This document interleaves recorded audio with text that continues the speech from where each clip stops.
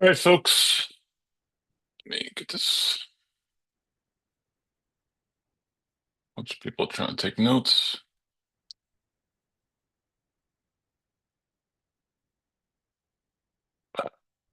Actually, all right, folks.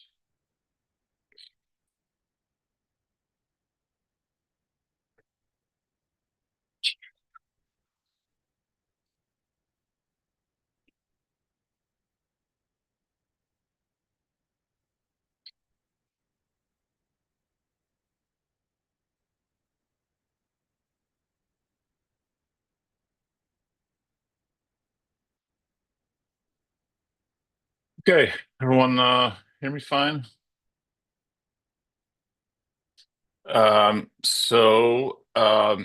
Just a minute of introduction, and I'm just going to let people rip on whatever they want to ask me.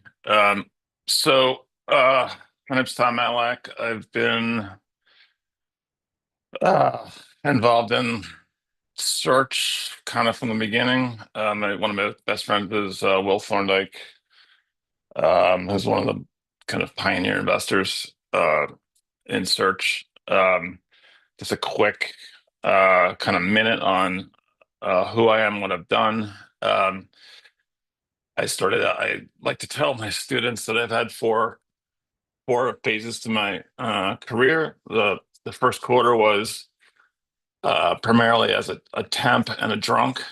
The second quarter was as an operator. I was the CFO of a large media company that took public and sold. The third quarter was as a venture capitalist. I raised a venture capital fund in two funds, one in '99, one in 2000. Uh, and the fourth quarter, starting in about 2010, was in search. And so I invested in probably, I don't know, 25 search funds. Um, and they were pretty much all over the map, mostly traditional search, a couple self-funded searches. I did do a deal in Mexico City that for a while did very well and then did very not so well. But as a result of that, I kind of was one of the pioneers in investing in Latin America. And even though I don't speak Spanish, everyone wanted to pitch me deals in Latin America. So I did a deal in the Dominican Republic that did very well. And I've also done a deal in Guatemala that's done very, very well. Along the way, I noticed that there was, at least in traditional search, there was a kind of a misalignment in terms of how CEO performance equity was calculated because it was based on a very high IRR and because of the law of big numbers. You know, if you're ahead of the curve on a big IRR, you kind of want to get out because it gets harder and harder. So the incentive was for searchers to sell quickly, which as an investor is exactly the wrong answer because very often you've done all this work to back a searcher, find a company, try and teach them how to be a good CEO, right the ship if the company wasn't going so well. Um, and so you want a kind of longer hold period to get a longer MOIC. And so the fact that searchers were selling too quickly was the wrong thing in my mind. So, anyways, I came up with a formula that hopefully incented searchers to hang in for longer, which basically reduced the IRR after the fifth year. And so, which was in the traditional search world, that was like 9 years ago. In the traditional search world, that was widely adopted. It's called the Matlack formula. God only knows why. But anyhow, so those are some of the things I've had up to. Got three kids, 31, 29, and 20. Got a dog who's sitting over here. I've always been an athlete. Love to get out in nature. Most recently, I've been a very avid trail runner and ultra runner. Uh, love to ride my bike. Um, yeah, so those are some things about me. So, anyways, let's just do this. I'm not sure right now. I get 23 people, which is more manageable. I thought there's a bunch of people that signed up, so if it stays this size, we can kind of make it a little less formal. But just for like Zoom etiquette, it'd be great if you'd raise your virtual hand. You can ask about anything. Um, and like one follow-up, but until we kind of get through everybody, like let's leave it at that. Also, just to kind of make it fun, I thought it'd be good to just say who you are, where you're from, um, and just for kicks, who your favorite artist is. So musician, writer, actor, poet, whatever. So who wants to go first? Lucas, go ahead. For an introduction, hi, I'm Lucas. I'm from Belmont, Massachusetts, which is right outside Boston. I'm a current Wesleyan student. We met a couple times at um, the Gordon Career Center events. Um, and as for my favorite artist, I think I have to. My gut instinct is Led Zeppelin. I think they're just There like you go. I it's like it. like you have the four like greatest musicians in their respective like instrument, or like the great one of the greatest vocalists of all time, probably the greatest guitarist of all time, and they just came together and they made music. And so it's like that's my gut instinct. As for the question, this is a question about the business finance and life program. Um, my question was is that the BFL program seems like very athlete oriented, and you are like a big fan of athletics and you're an athlete yourself, former rower. And that makes sense given that it started last year as like a conversation with a bunch of coaches that turned into this like ad hoc program. And it makes sense that it makes sense that it's very athlete oriented. But I wanted to ask if there's any major difference for between like the program for athlete students and non-athlete students. I like take, exercise seriously, but I'm not myself on a team. So, like, I wanted to ask if there's any major differences, any gaps between potential non-athletes and athletes who are attending the program. Cool, got it. So for others, so I teach this course at Wesleyan. It's called Finance and Life, and uh, Lucas is talking about the application for this coming summer. It's actually going to be really cool because we're actually having Pacific Lake, the largest search fund investor, is going to train the students, and then we're going to get each one of them is going to, as well as taking the course, is going to have an internship at a search fund. So I will be circling back to the search fund community to help me place everybody. So Lucas, just in terms of like athlete, non-athlete, yeah, it just happened to be that like last year was an ad hoc summer where we just had the athletes. Like that absolutely has no bearing on what will happen next summer. Mhm. um, I think for me, like I have an affinity for athletes because I'm an athlete. Mhm. But we're very consciously open the applications to everybody. And like there is one question on the application about your biggest achievement, whether it be leadership, athletic, I Mhm. think it's artistic or whatever. Yes, And I can't remember the categories, but I'm really hoping that we have a very diverse group. Like, and one of the things I'm in the application process, I'm like, and the admissions committee is going to look for is making sure that we have a diverse group in terms of men, women, athletes, not athletes, all different backgrounds, because that will make it better for all of us. Mhm. And so, it's just kind of random that it started that way, because I was talking to a coach, but it has absolutely no bearing on, who gets in and what the experience will be like this coming summer. So Great. thanks for the question. Yeah, it's good to see you. Good to see you. All right, who else wants to ask a question? You're gonna have to help me with the pronunciation. Say, No, you're good. Shay. say it again. Yeah. Shay. Say, Yeah, Shay. there you go. Okay, Yes. where are you from, man? I'm Nigerian, Lagos, Nigeria. Oh, But wow. Okay. I'm in New York right now. Okay. All right. All right. And who's your favorite artist? Oh, Burner Boy. Burner Boy. Mm-hmm. Yeah, Okay. yeah. He's a big Afrobeat star. He currently got nominated for the Grammys. He's a very controversial artist too, but huge, very huge star. I don't know if anyone in the Cool. room knows Burner Boy, but yeah. Um, I stumbled into ETA just, when I was about wrapping my B school at Pace University in downtown Manhattan here. And created someone told us like, hey, go on search funder. So I created a search funder. I come from a background of software. I'm a software engineer doing writing code and was looking at how technology, create impacts in small businesses. And very quickly, I co-founded a AI company focused on automating work as we know it. And part of our acquisition strategy, we were focused on IT companies, support businesses, and someone told us about MSPs. And so part of our acquisition strategy was to start thinking about acquiring an MSP, primarily for three key reasons. One is to be able to really deepen our technology into their workflows. We already understand the wedge we're coming through, which is pretty much the help desk side, because we know a lot of MSPs serve largely the small businesses, just like how big cloud players like Amazon serve enterprise. So we were focused on small, medium businesses. Okay, And what's the so question?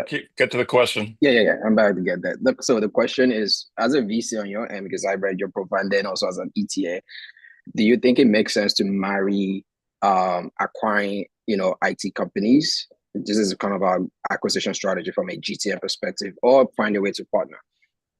So that's where I'm currently being challenged right now, just like figuring that out. So I'm sorry. Say the question again. Is it better to acquire or partner? Yeah. And what are the type of companies again? MSPs, managed service providers. Okay. Well, I mean, I don't really know that market very well, honestly. And so it really depends on what the economics look like. So what are the valuations of those companies? Oh, the traditional MSP is more or less like 3.5, 3.7x of their EBITDA.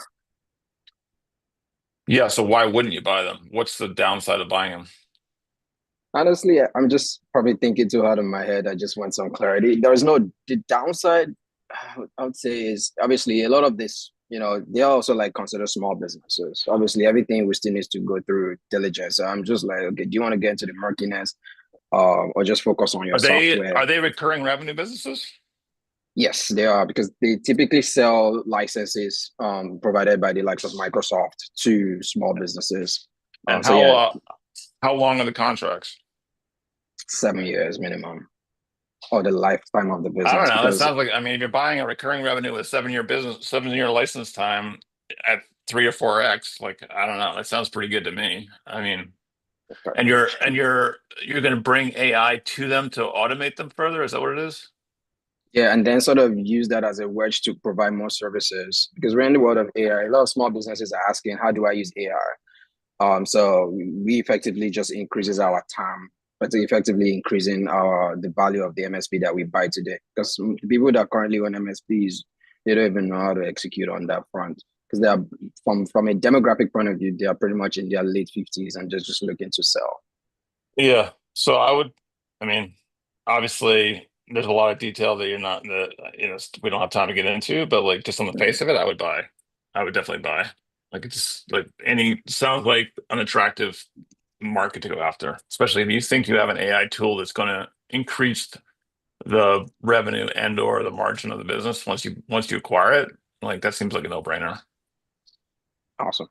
Yeah, All thank right, you for just Ben, helping go me. ahead. Oh, you're welcome, man. Ben. Hi, I'm Ben. I'm based in Sydney, Australia, and particularly interested in your perspective on ETA markets outside the US, given your experience in LATAM. It seems to me that Australia is much where the US was about a decade ago. Not a lot of competition in the lower mid market, much lower multiples, but Australia's economy typically follows the US, so I see a massive opportunity for US investors. What do you see as the main obstacles when pitching American investors to invest abroad? And as someone who's done this yourself, how would you recommend overcoming those obstacles? Yeah, so I've actually talked to people. I can't remember exactly who it was. I've talked to both investors and searchers in Australia. I think maybe one in New Zealand as well. So the market's growing. I mean, there are definitely people doing ETA in Australia. Um, so I guess a couple things. One is, you know, if there's local investors, it's going to be easier. And in fact, like the reason I actually looked at a couple of deals not that long ago that I had been visiting Australia and New Zealand. I love your country. And I was like, well, wow, this would be kind of cool. And I just couldn't get my head around like the time zone. Like it was like so crazy, like it was so off. Um, I just couldn't get to the finish line on it. So I think that it's definitely possible to get U.S. investors interested in developing ETA markets. There's this guy's Ambit out of South Africa who have raised, I think they're on their third fund, basically on that premise. There's a bunch of others too. So I think it's possible. I think they're always going to want to have local investors, local board members. So I think you're going to need to do both. In terms of like, and again, my general experience is in Latin America, so it may or may not be the same. Um, but in those markets, what we found was, in general, it was the education process in terms of the business owners to understand what the hell we were doing, and build credibility with them. And so the process of actually doing the deal took a lot longer. But when we got the deal done, the valuations were way lower and they were much more attractive deals. And so we were able to buy things like really cheap. And so they're really good deals. It just the sweat to get to that point, to get to a closed transaction, did take longer. Um, so I guess my advice would be make sure you have like some strong local support. Um, and then, you know, see if you can build some network, back to US investors. Um, but I think that will be challenging ultimately. And it may be that you can go to, some of the funds. There are funds institutional investors who are explicitly investing internationally. And that might be an easier way than trying to find like individual US investors. Does that make sense? Absolutely, a lot of sense. Thanks a lot, Tom. All right. Nasri, Hey, Tom, thank you all so right. much for doing this. My name's Nasri. I'm from Honduras, actually, right next to Guatemala. So There you uh, go. cool Wow. to hear you invest and you invested in Guatemala. Um, my favorite artist, and no shame here, is Shakira. So Wow. All right. I like it. I like it. yeah, Spotify says I listen to like 25 of her songs. So that's the data doing the talking. Cool. Um, So what are you doing in Honduras, man? no, actually, sorry, I'm in the Boston area. So I'm in the Oh, greater okay. All right, Boston area. great. Yeah, All I'm right, you're just right originally, yeah, I'm in yeah. Dedham. Where are you? I'm just on the border near Methuen, but I'm on the Salem, New Hampshire side. Okay, got it. Okay. Yeah, but All right. I went to school at Bentley Okay, got it. Okay. undergrad. And so, yeah, I'm more of an experience searcher. So I have like a decade of experience in B2B SaaS. So a bunch of like venture-backed startups in the B2B SaaS space and e-commerce. And then most recently, I was at PepsiCo, where I helped build out their a significant platform there. So I'm looking to acquire I'm interested in something in the B2B like SaaS e-commerce space. I'm not sure if that's too narrow, but I wanted to kind of get your opinion on like, have you seen a lot of reps in people potentially buying B2B SaaS companies that may be venture backed? They're not quite a distressed asset, but they might not be growing on a VC timeline, but they're still decent companies. So I'm curious to see if like how much opportunity do you see in that space? And then if you see opportunity, like in the search world, like which investors would particularly know SaaS well versus like laundromats and car washes and stuff like that. So it's a little bit of a two-parter. Like, do you see Yeah, so opportunity and yeah, then so investors? yeah, so there's a ton of activity in SaaS. So I think uh I don't know if you've read my most recent post on the Yale study or whatever. I said in there, the two guys that I'm still backing, both of whom have built out platforms. One is actually Juan in Guatemala. The other is Peter Flick, who just raised a fund to invest in SaaS. So like he's out of Phoenix, Arizona, actually. He had a company called Remarkable Health that he sold. So there's a lot of focus on SaaS. I think there's actually people are trying to like figure out the AI impact, honestly. So like there's a certain amount of like fear, I guess, around that. I am not a technologist, so like I'm not the right guy to ask about that. Right. I mean, honestly, I've not seen a lot of kind of VC portfolio dumping into search. I just think it's kind of tough in terms of they're mostly going to be looking for returns that are going to make it right. The pricing is going to be hard. And it's just the classic search playbook is like go find the founder who really doesn't necessarily know what they're doing, but they build a great company despite themselves and like make friends with them and preempt an auction and be able to like get a good price because they love you. Yeah. And like a VC backed business is just gonna, I mean, even if they are struggling, if they decide to sell, they're gonna like make it as slick as possible, hire a banker, a broker, try and jack the price up. And it's just gonna be really hard to get good value there unless it's like something that is somewhat distressed and if for some reason you feel like you can turn it around in a way that they don't really understand or can't see. Like that's kind of the only scenario I could see. So I think you're probably better off trying to find, companies that have SaaS companies that have been bootstrapped or don't have like big time VC money involved. Because I just think it's going to be harder for you to negotiate with basically a VC. If that Okay. makes any sense. Yeah.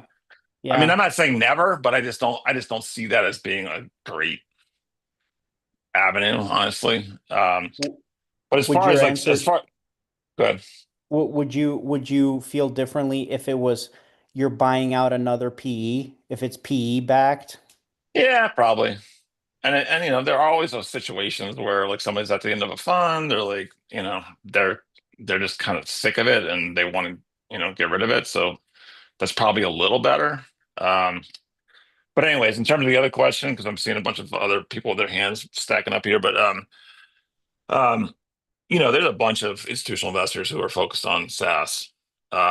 It's actually kind of, I would say, a pretty major area of the traditional search marketplace at this point. Um, like I said, I think they're going through a reevaluation of that to some extent, but Pacific Lake, et cetera. I mean, Anacapa, all these guys certainly have a pretty decent exposure to SaaS. So I wouldn't rule out really anyone. Um, so I think as institutional investors certainly will do some of the kind of Main Street businesses as well, but like a lot of them have exposure to SaaS, and a lot of them have made a shit ton of money in SaaS. So outside of the AI concern, they're still very much looking for it. So all Thanks, Tom. Really appreciate right, it. man. All right. Let's see if we can try through some more of these. Is it Vinod? Yeah, it's been out, but you can call me Vinny. Vinod, sorry. Yeah. Sorry about that. Okay, go ahead. No worries, no worries. Yeah. So I'm a self-funded searcher. I was in Reading. I moved to Atlanta to pursue the search full time. So I'm also a mid-career searcher. So I left the corporate world. I ran investment operations and technology operations for a large asset management firm. So I wanted to acquire and build industrial services company. So that's the focus area Cool. for healthcare Cool. services. So particularly on the power and the data center power structures and infrastructure support for that. So, Who's your favorite artist? oh, yeah, I missed that question. Denzel Washington. I think there's There no you movie go. of him that I Okay. don't like. All So, right. so, All right. Cool. so, All right. I'm with you. All right. So what's your question? so my question is in the long-term investor. So as a self-funded searcher, I thought I would acquire a smaller related businesses at the first onset, and then subsequently acquire more as a roll-up strategy in this industrial services space to be more of an industrial services partner for these multi-plant organizations or multi-data center organizations. So what's the best approach to stack to make sure that the subsequent deals are funded through an investor network, not the primary itself, but the subsequent ones for the roll-ups? Because obviously I'm What going do to you tap. mean? Yeah. So So the first, you want to make sure that the investors in your original deal are going to be willing to invest in subsequent deals? if possible, but I thought I could buy a smaller entity with an SBA financing directly and Okay. then sort of roll it into the subsequent larger acquisitions per se. So Well, I mean, I think so. I have two answers there. Number one is like, how good is the first deal, right? If the first deal is really good, you're going to have a lot easier time convincing, outside investors to yeah, invest in deal number two and deal number three. Okay. So like just make absolutely sure that the first deal is killer. So be really picky about the first one. yeah, Um, and the second one is like the ideal scenario is the first deal is so good, it's throwing off so much cash that you can recap and you don't need anyone. Like yeah, that's the long-term hold strategy yeah, long-term hold strategy. is like basically like let's do one equity check. There's just one. And then let's only buy new stuff when we have the ability to like self-finance it. No more equity through cash flow and recapping Okay. debt. Okay. So like that in terms of like, the mass, that's the best path. But if it's a small first deal and you want to accelerate, and you can't self-finance it and you need outside investors, Yeah. you just need that track record. That's the thing. Like you need to be able to say, like, I bought this company really well. I've like managed the shit out of it. Like I've doubled EBITDA, whatever it is. And I have another one that I can roll right in. And here's the longer term plan of how this platform is going to expand. Got it. Yeah, that makes sense. Yeah. Thank you. Appreciate All it. right, good luck, man. All right. Thank you. Is it Chuck's? Yes, Chuck's also from Nigeria, but I All live right. in Amsterdam. Yeah. So it's Wow, look at 11 p.m. that. here. Yeah. Wow. Wow, that's a devotion, dude. Nice. Yeah. Okay, so a bit about me very quickly. Hi Shay, I see you. A bit about me quickly. So I was a software engineer and I worked in investment banking and I did my MBA at ESA, then I moved to Amsterdam. So I work in finance now. And Okay. then by the side, because combining my experience in software and then finance, I built something. So it's like an analysis tool that makes it like see it as Excel macros on steroids that helps you analyze deals like 10 times faster in Excel. So there's no AI because the AI tools sometimes they hallucinate and stuff. It's just pure calculations with macros and investment analysis. So I had some classmates who were searching, and I was using this to help them search, and eventually thought like share the tool with them so they could do it without me. And they now said, hey, other searchers might find this very useful because normally it might take you 4 or 5 hours to quickly review a deal to see if it's worth going forward or not. But with this tool, you can do it in less than an hour. So I think the question I had is, you've done this for a really long time. For searchers who whether have a bit of finance background, no finance background, or a lot of finance background, how do they will I say review deals quickly, and what will you recommend on a way on how to go to market? Because I've seen it's very valuable, but how do I reach the people to help them move faster on that deep deal analysis? Yeah. Who's your favorite artist? Naval, I know he's not an artist, but his writings are quite philosophical. So Who is Naval he? Ravikant, yeah, it's yeah. Is he a soccer player? What is he? No, it's some investor, some VC in Silicon Valley, but he writes Oh, okay, okay, okay, it's okay. Naval I was trying to think you Ravikant. use your like other side of your brain. That's okay. It's okay though. No, but this the Um, second guy. So like it's like I have two actually. Second is Taleb. I've read all his Incesto books. Taleb he okay, helps okay, dictate okay, bullshit from okay. a mile away. So yeah. So I mean, I have no idea about your tool that you use on using macros on Excel to evaluate deals. But I guess like anything else, like if you could get it out to a group of beta users, Yeah. and get their feedback, from there, if it's actually a value, I would. There's lots of business schools and other networks that you can get into to try and sell the product. So it really comes down to like how much value is it really? Um, Okay. I understand that you're saying it's valuable. I have no idea. Okay. But if it is a tool that actually allows searchers to shorten the period of time, whether they're using interns or whatever else they're doing, to evaluate deals more quickly, you know, there's a lot of work that goes into finding the right deal in a search. So if you can accelerate that process, like that's super valuable. So I think people would probably be willing to, pay you something for it. I don't Okay. know if there's a real business there, but like you could certainly try. Okay. It sounds cool. Yeah, I would give it a shot, but I would definitely like build a a cohort of beta users Okay. and like get their feedback, like a focus group, and like even Yeah. ask them like how much would you pay for this, right? Um, Okay. and then go Okay. from there. Yeah, yeah. All right. Thank you very much. Yeah. You're welcome. Aaron. Hi, Tom. My name's Aaron, freshman at Wesleyan, interested in the BFL program. Oh, nice man. Artist, I'd have to say Timothy Chalamet. He's a native New York, Nice, like myself. nice. He's just so talented in all the movies he's in. Anyways, I have more of a philosophical question for you. Yeah, go So, for it, man. read some of your LinkedIn articles, and one of them focused on you emphasized taking risks when you're young and not being afraid of failure in order to be successful in the business world. So I'm wondering how are you able to develop that mindset where you're just comfortable in any high stakes situation and you're able to not fear rejection? Yeah, I mean, we talk about this a lot in the class, and I talk about it a lot of stuff I blabber on about in on LinkedIn, which is that I really believe in all things, like including my business career. It kind of comes down to a growth mindset, and like in a growth mindset, you need to fail a lot in order to like and the whole idea of a growth mindset is you want to become the best version of yourself, and the best version of yourself is like unique to you.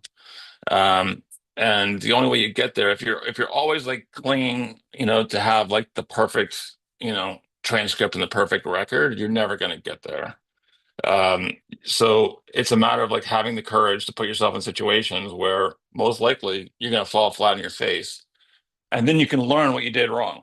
Um, and so I think it's a matter of like getting to the point. I mean, I think probably the post you're talking about where you really see that like these opportunities like have value, like in math and finance, options absolutely have value in a way that we can actually mathematically calculate.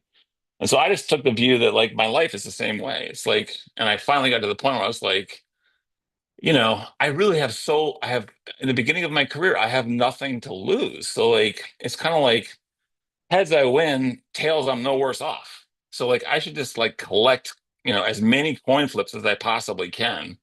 And at some point I'm gonna start winning. like and so that's kind of my advice in general is like, if you're 19 or 20 years old and you're trying to figure out like the rest of your life, good luck to you. You're not going to. You actually have to go out and live. At least for me, and I mean, I said at the top, and I say all the time, like I started out as a temp. Like I did nothing productive until I was like 25, and it turned out all right for me. Um, so I would just encourage, you take risks. And I guess the other thing, if you've been reading my stuff, is like I'm like deeply, deeply contrarian in that like the only way that I've ever accomplished anything in life is by like going the opposite direction of everybody else. It's like if everyone else is going left, go right. Like see what's over there. Because in the investment world, like the whole point is that if you do what everyone else is and you follow them like lemmings, like your returns are not going to be good. the only time that your returns are actually going to be outstanding is if if you see something that no one else sees, and you're willing to be, deeply contrarian. And so in your career, like I also encourage that. It's like, yeah, everyone wants to go be an investment banker. Maybe that's the right thing for you, but I would say 9 times out of 10 it's probably not. It's kind of a particular kind of person for whom that's a good fit, and it's for most people. We'll go through it in the class, but like there's a whole world out there of other opportunities. And I would just really encourage you to go find those other opportunities and like try it out and be willing to fail. Thanks for the wisdom. All right, man. Will. Hey Tom, how's it going on? I'm from Rumson, New Jersey. I'm a member of the football team. I'm a sophomore here at Wesleyan, and I guess Oh, I have nice. two questions for you. I'm definitely interested in the BFL program. So my two questions would be, I suppose. Oh, I forgot. Sorry, my favorite artist would be Robert Frost. So I guess I have Nice. two questions for you. I guess as a young person starting out who's not really fully aware of what path they want to take, what suggestions do you have for someone in that position? And additionally, sort of to cover like the leadership aspect of the course, like what aspects of leadership do you think you can't teach no matter how hard you try that are sort of just naturally instilled in individuals?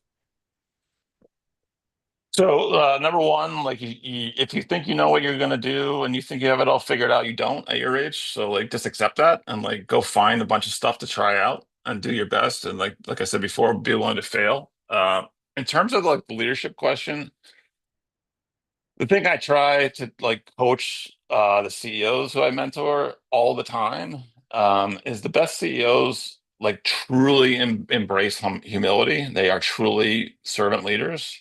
It's not about them. And so that's to me like the pinnacle of leadership that is a lot of people miss the point. And in a corporate context, the searchers, the CEOs that have done the best have realized that their success is dependent upon recruiting a great management team who's like honestly better and smarter than they are, for sure. Who then in turn recruit a second level of management who's better and smarter than the first layer of management. And their only real job is to keep that whole group of people moving in the right direction. Setting the framework, being the inspiration, and always giving them the credit, not yourself. When it becomes about the leader, like the organization is in trouble. If you look, there's a really famous book called Good to Great, where Jim Collins went through and he looked at all the data through 2 economic cycles of public companies and tried to isolate who performed the best over 2 economic cycles, and went to try and figure out what was extraordinary about them. And he identified several things, but one of the things was those companies had servant leaders, had leaders that truly embraced the idea of humility. So I would definitely encourage you to like think about that. It isn't necessarily something you can teach, but it's a characteristic of all super high performing organizations. Thank you, Tom. All right, you're welcome, man. Oscar, you're on mute. Oscar, you're on mute. You're on mute. Can you There you hear go. me? Okay, very There you good. go. Okay. Thank you very much. Hi, Tom. Actually, I'm Oscar from Italy, and I'm an engineer who's become an investor. I've studied the CFA program, and now basically my interest is primarily about finance. And actually came into the ETA movement almost by chance because, I just speculated about the fact that some small and medium enterprises could have idiosyncratic risk which could be priced in, and therefore I started, I searched the web and found out the ETA movement, and actually I have a rather simple or maybe complicated question about investing in small and medium enterprises. How do you exactly assess the risk? Because I believe that different companies can have different degrees of risk depending on many factors. And so, how do you assess how risky a small company is and what the required return should be on the investment. Oscar, who's your favorite artist? Well, I think Ozzy Osbourne. Really? Wow, that's a good one. So I think about it very differently, honestly. So throughout my career, so like I said, I ran a venture capital firm for 10 years and then have been involved in ETA, even though I'm somewhat retired at this point, for another 15 years. So over that period, I've probably invested, I don't know, 50 companies or something, probably more. So my assessment of risk, I basically come at it from the perspective of, from a domain expertise basis, I don't really know much. I'm a generalist. I'm a finance guy, and so I will definitely dig into what I understand about the finances of the particular company. Um, you know, questions around recurring revenue and margin and management, all that stuff. But ultimately, to me, it's all about the person. It's all about the leader of the organization. And so every investment decision I ever made in my life was an investment based on my belief and faith in a human being. So I back a searcher, I back a founder of a VC, of a startup, whatever it is. It's based on my desire to be a partner with the person in front of me. And so that's always the most important judgment, is who is the person? Because the person is the one who's going to have to adjust when things go wrong. And so, yeah, of course, like ultimately, I invested in a bunch of companies in Latin America. I invested in a bunch of media companies, a bunch of technology companies of a certain kind. And so, like, I definitely have data in my head about like what makes a good and bad company, what makes a good and bad investment risk, about, you know, all the financial parameters. But to me, it's always about the human first. And that's the judgment I'm always making. Is like, who's going to run this business, and do I believe that they're going to be able to provide, the leadership to build a team, to build the product, to build sales and marketing, to listen to what it is I have to say, and be a partner to me. So that's ultimately always the most important question. Okay, so basically you think that ultimately risk is unquantifiable because basically it's primarily belief in the person, in the CEO, rather than something about the numbers. No, it's not. I mean, I'll look at a deal like everyone else, but like that X factor is like the overriding one. Okay. So I'll throw out plenty of deals that I'm like, I really don't want to invest in that industry. I don't want to buy at that price. It's too expensive, whatever it is. But if I don't believe in the person that I'm investing in, then I'm not going to do the deal, even if it's the greatest deal ever. Okay. Thank you very much, Tom. All right. William. Hey, Tom. I'm originally from Donegal in Ireland, but I'm sitting out here on the west coast of LA. Longer story for some other time. Favorite artist, I'm going to give a little plug out to my friend Alex Dupree, who's based down in Austin. He's a poet and a songwriter in the kind of Townes Van Zandt mold. So anyone who's listening, go check out my friend Alex. He's a fantastic talent. Tom, quick question for you. If you think about the search model in the last kind of 5 years and the different models that are out there, self-funded versus going to a search firm, how have the risks and upsides of the different models changed in the last 5 years? And if you had a searcher who's thinking about getting into this, what are the gating questions about the right model for searchers today? Yeah, I don't know. I mean, if the question is relative returns, I don't know what they are, honestly. But to me, so I don't know if you saw like the post on the Yale data that kind of like I kind of shot my wad in terms of where we are. The central issue in the search ecosystem right now is that we have an explosion of capital, right? And so we have, I think it's like a third of $1 billion coming into the traditional search ecosystem every year. And so that's actually a problem. I mean, it's a as a searcher, like it's easier to raise money. That's good as a searcher, but it's a problem. The fundamental problem I see is that what has made search successful historically is that you take a searcher who's really smart, um, but doesn't necessarily know how to be a CEO right off the bat. They buy an unbreakable company at a good price. And they surround themselves with really smart mentors who help them figure out how to be a great CEO. And that last piece is like falling apart because you can't possibly, if you're trying to invest a bunch of capital and invest in 100 or 200 searchers, you're not possibly going to be able to mentor all those CEOs.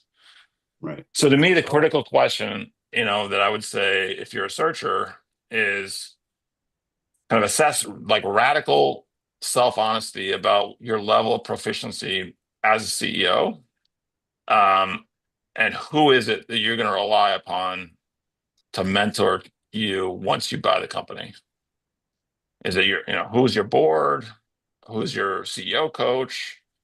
Do you have a really good peer network, whether it's YPO or someplace else, where you can bounce stuff off in real time as off other CEOs? So to me, like that's the special sauce, and like to the extent that returns are falling apart in the ecosystem, that's why. I mean, everyone and their brother can like raise money for a search, so like the talent is definitely being diluted. Right. But ultimately, if you have great mentorship, I think most smart people um, can figure out how to be a good CEO.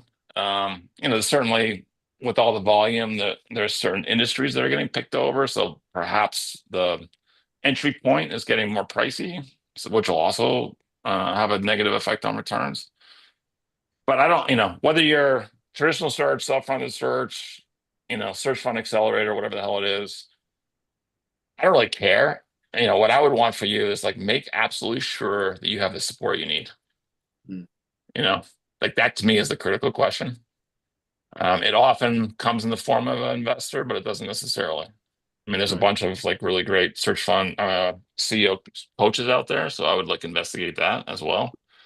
But that's to me like that's the critical question, apart from even the format of the search. Got it. Thank you. All right, Matteo. Hey Tom, thank you so much for having us today. To give you a little bit of context on my background. Well, actually, before I do that, my favorite artist is J. Cole. Um, if you know who that is. Nice.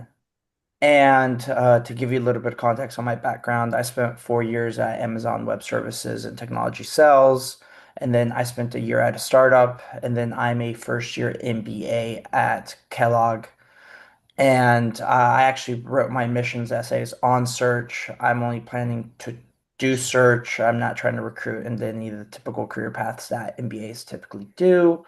And to piggyback off of the question that was just asked is, from your experience of being in the asset class, I'm sure you have some perspective on which investors are the best investors that are going to give you that type of mentorship that you're looking for. And one of the privileges I do have, just having focus on this one thing, is I have time to sort of build those relationships. And then also it being Kellogg, the investors typically do come to campus as well. So if you're willing, I would love to share your opinion on which investors are your favorite. Who have you been talking to? The typical ones, Anacapa, Trilogy. There's some new ones that from Mexico that I like named Ventura. Some family offices like M2O. Um, so Yeah, so I mean, I know all of them. So I like I'm figured you not gonna would. like kind of badmouth anyone, but so I guess I would say I'd make a general comment. Like the bigger they are, the harder it's gonna be for them to actually have a meaningful relationship with you. I mean, kind of independent of what they actually tell you. Like, I'll so, say you a dream. you know, right. So like, I would just keep that in mind. And like, it's okay. Like, are you thinking about doing a traditional search? Yeah, I'm thinking about doing traditional So it's search. okay if you have like, a big guy. I'm not gonna badmouth anyone, but a big guy in the cap table. You just got to make sure that there are other people in your cap table who you can rely on, right? And so, like the ultimate question to me always, and like as an investor, like what I was always looking for is like I want the relationship with the CEO where like they're gonna call me in the middle of the night, like I'm the one, right? And so you need to know who is that man or woman who you're gonna call in the middle of the night when things really go fucking bad, right? And like Mhm. you have no idea like what to do next. And you need to really feel like both trust and also confidence that that person knows what the hell they're talking about and can give you good advice. And so in that regard, I would say like either look for individual investors who you think highly of, or look for the smaller firms. There's several who are kind of in the I'll call it like 25 to $100 million range that you're going to get more attention, and they're probably like they're going to be super selective, and so like they're going to be very picky in terms of who they actually invest in. But once they do, they're going to be much more hands-on. Um, so just make sure that in your cap table you have a handful of people who you really believe are going to add value in your heart of hearts, and that's probably not going to be like the super huge institutional guys. Um, And if you want to again, if you want to shoot me an email offline, I can kind of give you more color. I'm just not going to like Yeah, put it on a live stream. I'd love to do that. Yeah. So I'm happy to like share some further insights of who I know and what my experiences have been.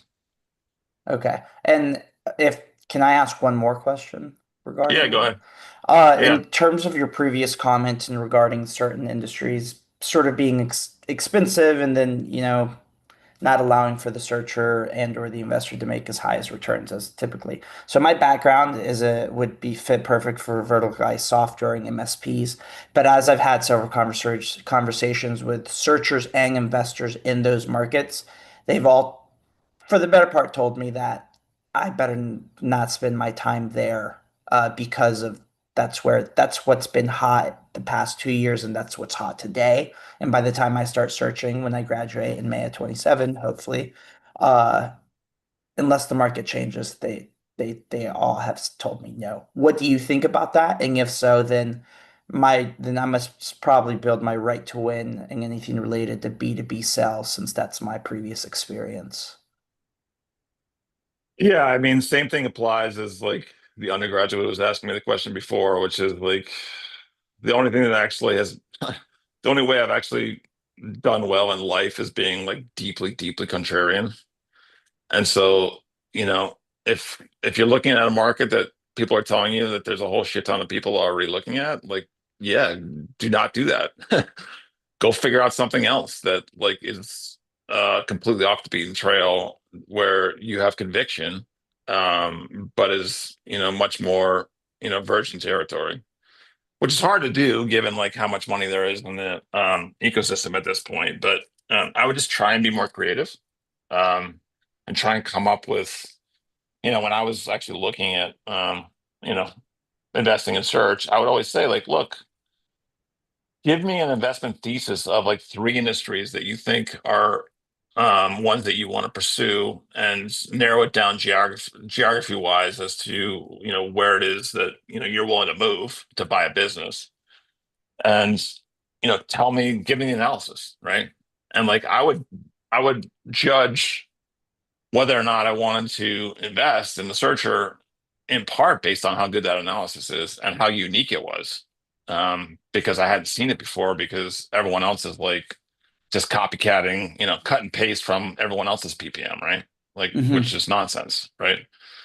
And that didn't mean that we would actually end up investing in that space, because honestly, once you start searching, God only knows what's going to happen. And Yeah, we might most end up people don't investing in even something buy in their completely different. PPM. Right. Yeah. No, 100%. You might invest in something completely different, which is fine. But as an investor, I want to see how you think, and I want to see like unique, creative analysis as to what industries and markets are untapped. Don't just show me what everyone else is already doing, because like I'm really not interested. Okay. Any tips on building that creativity juice and finding those unique analysis, like reading The Economist, looking at macro trends? Like, what do you think? Yeah, I mean, I don't know. Like, yeah, I would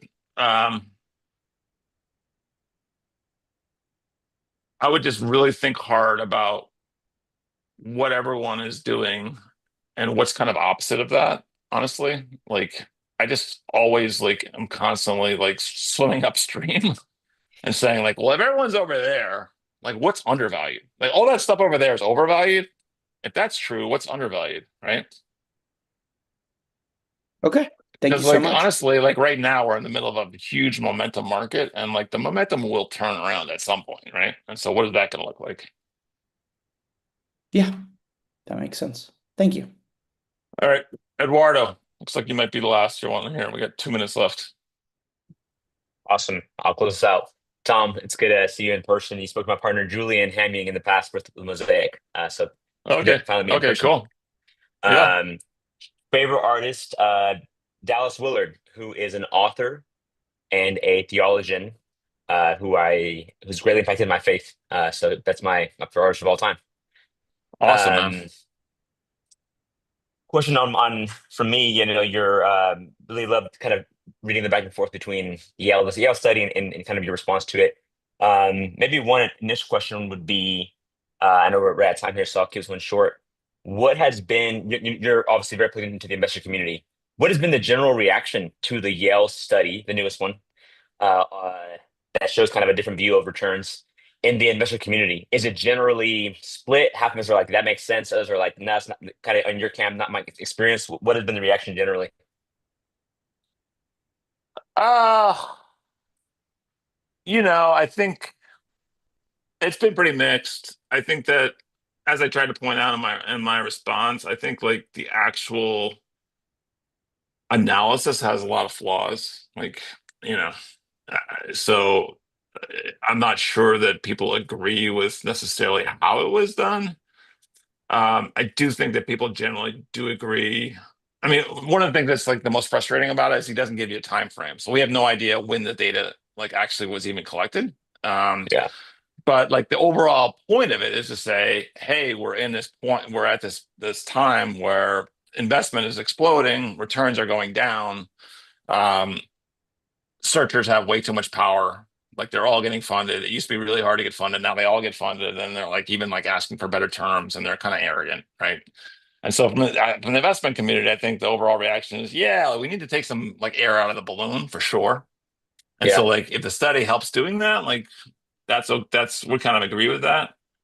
Um, I think I mean, a lot of them would say like, well, that's, my returns have been better than that. So like, I'm not sure it's really accurate, but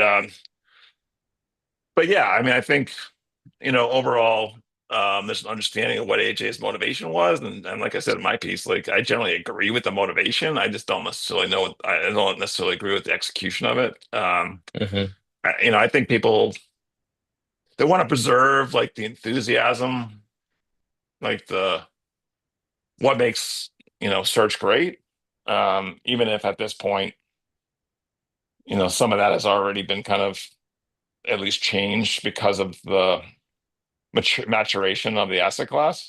And part Yeah. of my point was like, hey, like every other asset class, great managers do great and average managers don't do so.